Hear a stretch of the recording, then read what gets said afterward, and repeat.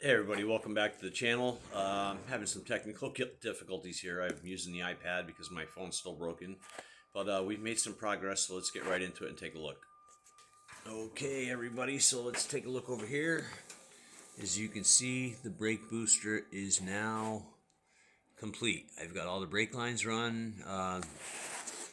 Master cylinder's tightened down. Everything's good. As you can see, if we look inside going down the fender there, there's some brake lines.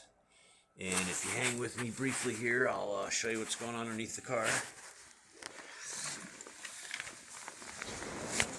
Alright guys, so let's get some light on it so we can see it. Okay, so we got brake lines all the way to the front.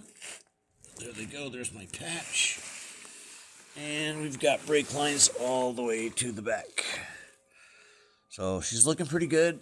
I did run the charcoal line, which at the end there, I won't go all the way back there, but at the end there, that goes off by itself to connect to the gas tank, which it will not. But if anybody ever wants, buys this car or wants to restore it back to 100%, the option will be there. So we did that. I've been waiting about 8 months for that. As you can see over here, fuel rails are in. They worked out really well.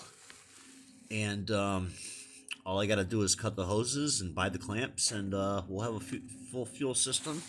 As you can see, way in the back there, kind of dark up there, but you can see the tank is still not in. That's coming very soon. We're still waiting for the machine shop to give me a call to tell me that my flywheel and everything is complete.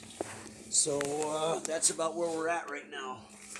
And it's been difficult, but we're working our way through it. And so we have a brake system. So let's go over what happened. As I was bleeding the brakes, rear brakes worked out really well.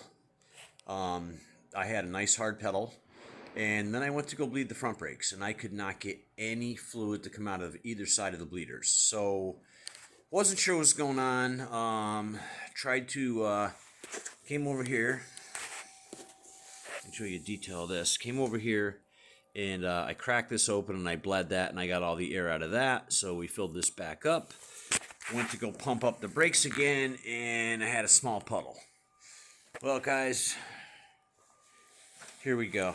Talking about defective parts. See all that on the floor? That is all brake fluid. Where did it come from? Well, I'm going to show you where it came from. So, if we look, I don't know, let's see. If we look down in there, this hose connects right here, okay? So the hose is brand new. I know the washers are brand new, so unless this is completely off, I've got a bad caliper right here. This whole piece has to be removed, has to go back. I've had it for 8 months. I've never used it, but it's going to get replaced under warranty. It is defective, not a problem. It's just another delay, which kind of sucks, but not the first time I've got defective parts for this car, if you've been following along. And then, so yeah, we bought a brake bleeder. So, it's, let's take a look.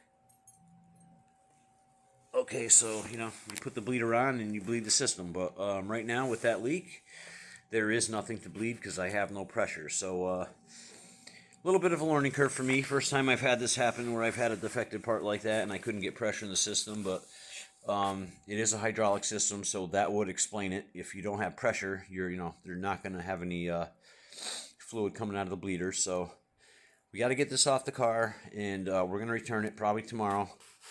And then after that, we're going to bleed the brakes up again, and at that point, everybody, the brakes are complete. So really, really happy about that. The windshield over here, we're still we're working on it. This area is still going to have to come out this way. So my friend, the body guy, is going to come over, and I don't know if I showed you in the last video, you can clearly see that the dashboard at one point was originally red. So I'm really struggling with that because I am a guy that likes to keep everything original, very original. This car is going to go back to red But I'm not big on a red interior. My son's not big on a red interior. So I'm thinking about going two-tone with it, where I'm doing all black trim and then maybe black seats, red door panels. I just saw a car that was done with black with white like that. Really liked it. It was a great idea, and it almost looked like it could have came from the factory like that. So when it's a tasteful upgrade like that, and it's not that much to change it, I don't mind. So I think that's what we're gonna do. And like I said, we're still waiting for the machine shop. I'm going to be ordering the exhaust any day now. So, once I get the motor all together and the transmission back, I'm still waiting from that to come back from New York.